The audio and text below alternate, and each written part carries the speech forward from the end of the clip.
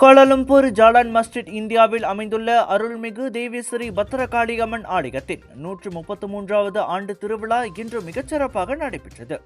காலை 11 மணியளவில் தொடங்கிய விழாவில் சுமார் 500க்கும் மேற்பட்ட பக்தர்கள் கலந்து கொண்டு அம்மனின் அருளை பெற்றனர். திருவிழாவானது பால்குட ஊர்வலம் மற்றும் கும்ப புறப்பாட்டுடன் பக்திமயமாக தொடங்கியது. அதனைத் தொடர்ந்து விசேஷ பூஜைகளும் மகேஸ்வர பூஜையும் நடைபெற்றன. இலக்கவியல் அமைச்சர் கோபிந்த் சிங் டிகோ தனது மனைவியுடன் வருகை தந்து விழாவை சிறப்பித்தார். ஆலயத்தின் சார்பில் அமைச்சருக்கு பொன்னாடை பொருத்தி மாலை அணிவித்து சிறப்பான வரவேற்பு அளிக்கப்பட்டது. ஆலய தலைவர் டாக்டர் பார்த்திபன் கண்மணி திருவிழா குறித்தும் புதிய ஆலய கட்டுமான பணிகளின் தற்போதைய நிலை குறித்தும் விளக்கமளித்தார்.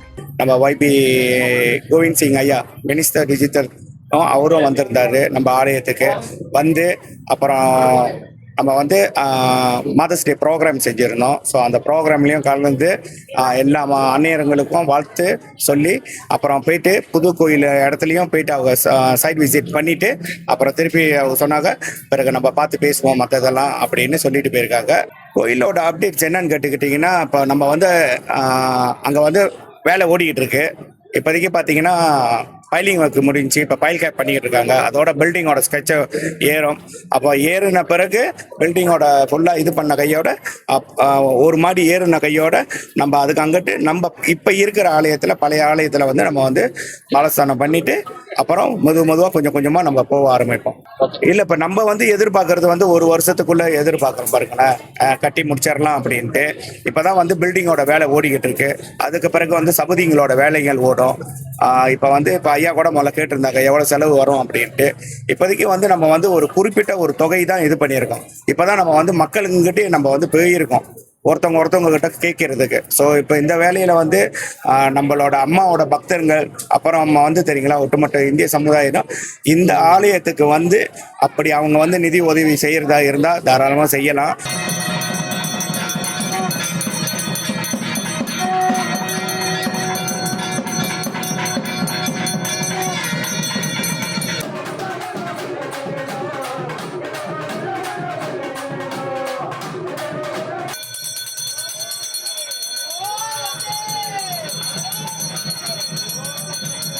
விழாவுக்கு பின்னர் புதிய ஆலய கட்டுமான இடத்திற்கு அமைச்சர் கோபிந்த் சிங் நேரில் சென்று ஆய்வு செய்தார். தற்போதைய கட்டுமான முன்னேற்றங்கள் குறித்து ஆலய தலைவரிடம் அவர் கேட்டறிந்தார். இந்த ஆலயத்தின் நிலப்பதிவு மற்றும் கட்டுமான பிரச்சனைகள் குறித்து அமைச்சரவையில் விவாதிக்கப்பட்டு உரிய தீர்வு காண நடவடிக்கை எடுக்கப்படும். புதிய ஆலய கட்டுமானம் முழுமையடையும் வரை எனது முழு ஆதரவு தொடரும் என்றும் கோபிந்த் சொன்னார். Dalam kabinet yang lalu hari Rabu minggu lepas kita telah pun bincang berkenaan dengan perkara kuil dan apa yang telah pun diutarakan oleh Yang Berhormat Perdana Menteri adalah bahawa kita perlu mengikut proses. Sekiranya ada sebarang cabaran atau masalah yang perlu diselesaikan, ada proses yang ditetapkan.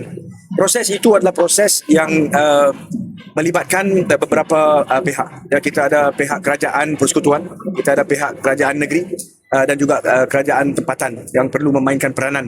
Jadi kalau kita lihat kepada masalah yang melibatkan tanah misalnya, tanah adalah satu perkara yang di bawah bidang kuasa negeri. Kalau kita lihat kepada aspek pendaftaran kuil, ROS dan sebagainya, itu adalah di bawah bidang kuasa kerajaan persekutuan. Dan kalau kita lihat kepada aspek pembinaan dan sebagainya, itu adalah dalam bidang kuasa kerajaan tempatan.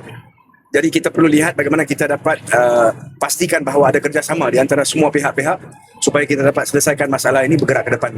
Di dalam negeri-negeri memang terdapat apa yang kita sebut sebagai mekanisme untuk menyelesaikan masalah ini. Selangor misalnya kita ada limas di mana kalau ada masalah melibatkan kuil, perkara itu dibawa ke situ dan kita selesaikan. Banyak perkara telah pun ataupun masalah yang melibatkan kuil telah pun kita selesaikan dan memang ada banyak lagi yang perlu diselesaikan. Kita akan berusaha dan melihat bagaimana kita dapat selesaikan. Tapi apa yang penting adalah kabinet telah pun minggu lalu buat keputusan bahawa setiap masalah yang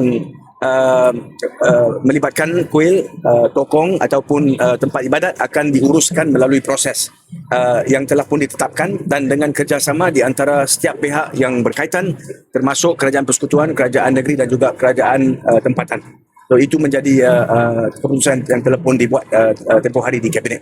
Well ini, ya itu akan diulas oleh jawatankuasa. Selepas daripada ini kita semua tahu bahawa banyak usaha telah pun dibuat. Saya ucapkan terima kasih kepada jawatankuasa ya, the team. Ya, you all done a lot of work dan pada tahap sekarang kita semua dapat lihat lokasi baru. Kerja-kerja telah pun dimulakan dalam proses sekarang. Kalau kita lihat bangunan apa disebut sebagai the basic structure is already being built dan saya dimaklumkan bahawa kerja-kerja memang dijalankan dengan sempurna. Sekiranya terdapat apa-apa masalah, I have been working very closely with the temple committee. As I said from the start, I will be there to help them as much as I possibly can. பங்கேற்ற பக்தர்களில் வருமா வைத்திலிங்கம் மற்றும் ரமணன் பட்டாபிராமன் ஆகியோர் இவ்வாண்டு திருவிழா தங்களுக்கு மிகுந்த மன நிறைவையும் ஆன்மீக உணர்வையும் தந்ததாக தெரிவித்தனர். நாங்கள் ரொம்ப காலமாக வந்துக்கிட்டு இருக்கோம் இந்த கோயிலுக்கு. ரொம்ப அமைப்பான சக்தியான அம்மன் இது, பத்திரகாளி அம்மன். அதனால இந்த அம்மனை வந்து பார்த்துக்கிட்டே இருக்கணும். அது ஒரு மன அமைதியாக மன திருப்தியை கொடுக்கும். ரொம்ப நல்லா பண்ணியிருக்காங்க, நல்லா அமைப்பாக பண்ணிட்டாங்க. திருவிழாவை எல்லாம் நல்லபடியாக செஞ்சுருக்காங்க. நான் அந்த கோயிலுக்கு 8 வருஷமா வந்துட்டு இருக்கேன். இது என்னோட 5வது வருஷம் திருவிழாக்கு வருது. இன்னைக்கு திருவிழா நிமா சிறப்பாக நடந்துச்சு. நான் ஒரு 5 வருஷமா பாலக்கோணம் எடுத்துட்டு இருக்கேன் இங்கே. எனக்கு இந்த கோயிலுக்கு வந்த வாய்ப்பு வந்து என்னோட ஒரு ஃப்ரெண்ட் மூலியமாக கிடைச்சிருது.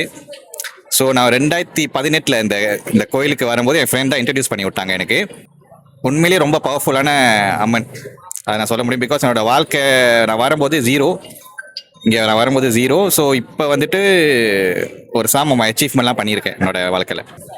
இந்த வருஷம் இந்த திருவிழா கலந்துருக்கிறது ரொம்ப மகிழ்ச்சி, ரொம்ப சிறப்பாக இருக்கும். இதனிடையே இன்று அன்னிகர் தினம் என்பதால் ஆலயத்திற்கு வந்திருந்த சில மூத்த அன்னிகர்களுக்கு பொன்னாடை போர்த்தி கௌரவிக்கப்பட்டது. அமைச்சர் மற்றும் ஆலய பொறுப்பாளர்களுடன் இணைந்து அன்னிகர்கள் அனைவரும் கேக் வெட்டி மகிழ்ச்சியை பகிர்ந்து கொண்டனர்.